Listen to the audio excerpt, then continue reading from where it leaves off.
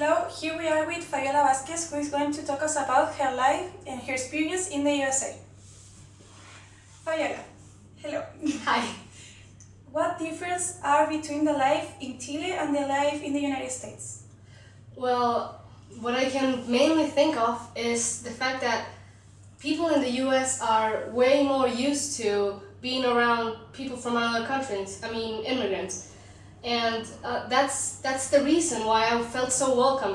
People were very nice to me, they were always kind, and you can't see that in here. For example, we have a lot of immigrants coming from Peru, Colombia, and you can see that people have a different way of treating them. They are very disrespectful and they see them as inferior. And I think that's the main difference between USA and Chile. It's just that they have evolved in their thinking.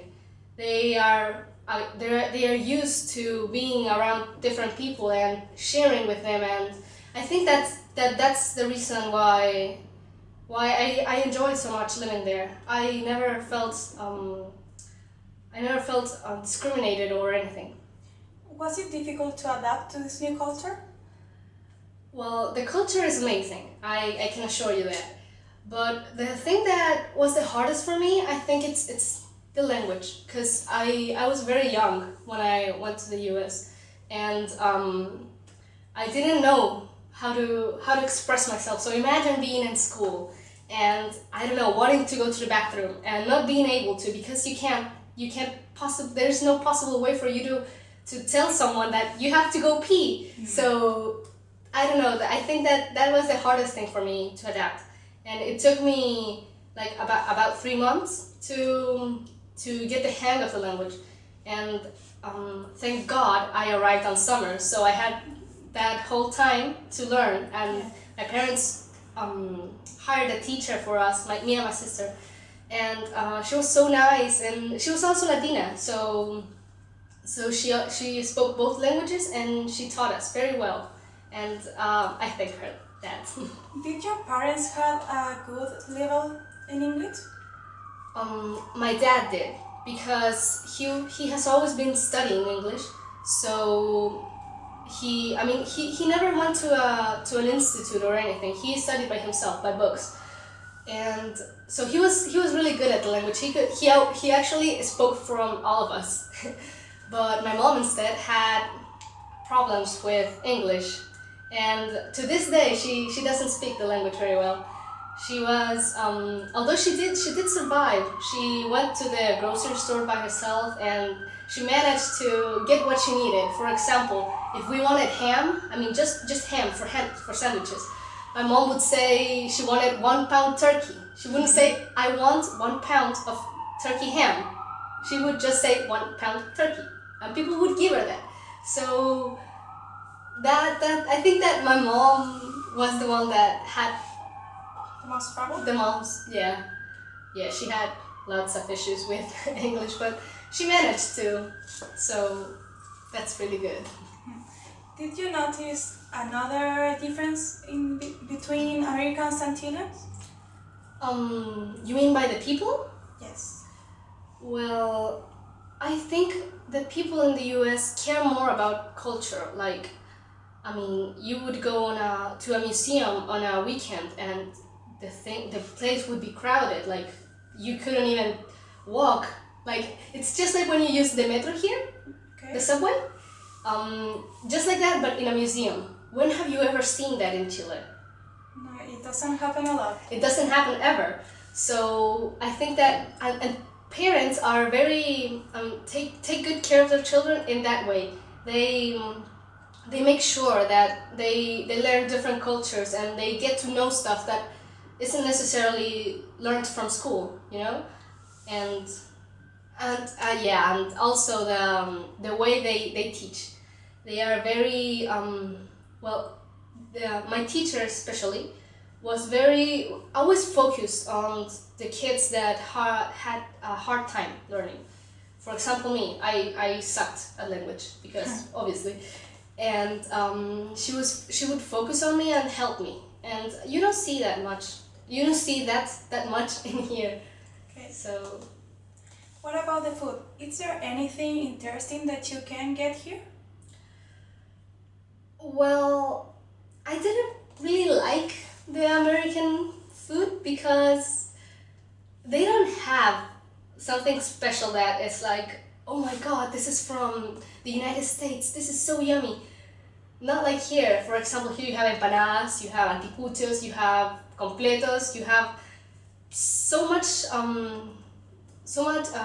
diversity of food, and you can have spicy, sweet, anything. And the food in there wasn't that good. What I did like the most was the pretzels because they were just amazing.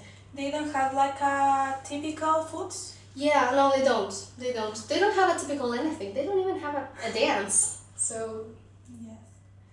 What do you prefer? Completos or hot dogs? obviously completos, because a hot dog is so lame. It's just bread with a wiener and some ketchup and mustard. It's not. They don't even have mayo. Mayo for them is No? like the weirdest thing ever. Like you eat tuna and mayo, and it's like, oh my god, you're a monster. How are you eating that? In what do they use mayo? I have no clue. I have no clue, seriously. But eating mayo, it's like the grossest thing you can eat.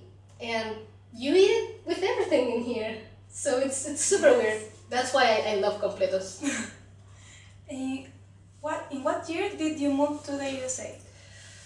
I was 9, but it was June, so in 2007. How did you react to the news?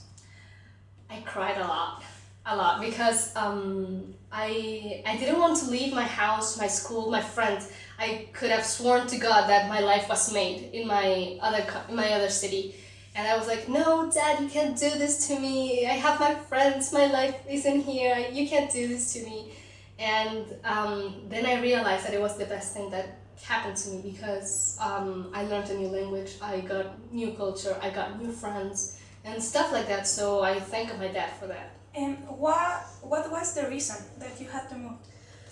My dad's job, actually, he works in the Chilean Air Force. So he applied for a exchange, you know, like when people go to foreign countries. And there were you had 3 prizes. If you got the highest score, you would go to the US. The second best would go to France, and the third best went to Brazil. And my daddy got the highest score, so So you moved to the US. yeah. And in what city did you live before you had to move here in Chile? Oh, in the bottom of the earth. I lived in the last region of Chile, in its capital, Punta Arenas, a very cold city, but very nice, with lots of loving people. And well, yeah, I went to Liceo María Auxiliadora, and I remember we had to wear coats because it was always cold. Like, for example, in summer, the temperature wouldn't go above 10 degrees Celsius, so it's really cold. And did you like that? Will you go back to Punta Arenas? Definitely, because well, after that, when I came back from the US, I moved to Antofagasta, which is totally opposite to Punta Arenas, because there are no trees. There is always it's always dry. It barely rains, and that kind of shocked me. So I was very bitter for a while because I hated the city. And now that I'm living in Santiago, it's pretty much the same. I mean, yeah, it rains. Yeah, it's a bit windy, but there's nothing like home. I would say Punta Arenas is my home, so I would love to go back. And going back to the USA, and how much time did you spend in there? I went for a year, and if you ask me if I want to go back, I would. But I wouldn't live there. I would just go like for a really long vacation, like a 2-year vacation. Because I would like to revisit, you know, like see the house I lived in, go to the parks where I went, and go to the museums again, and mainly that, but just visit. You said you went to school in there. Yeah. And how was it? Was it What was his name? I went to elementary school because I was in 4th grade. I was really young.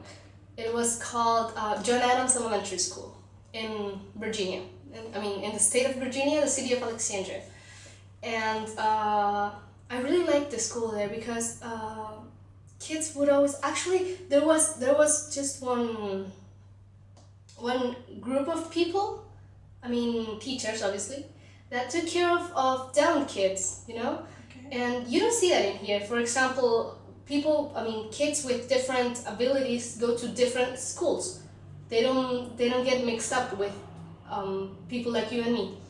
But there was a group of kids that had Down syndrome. So I really liked that. They were always trying to mix everybody up, so we would get to know everyone. And about the teaching, I have nothing to say because it's amazing.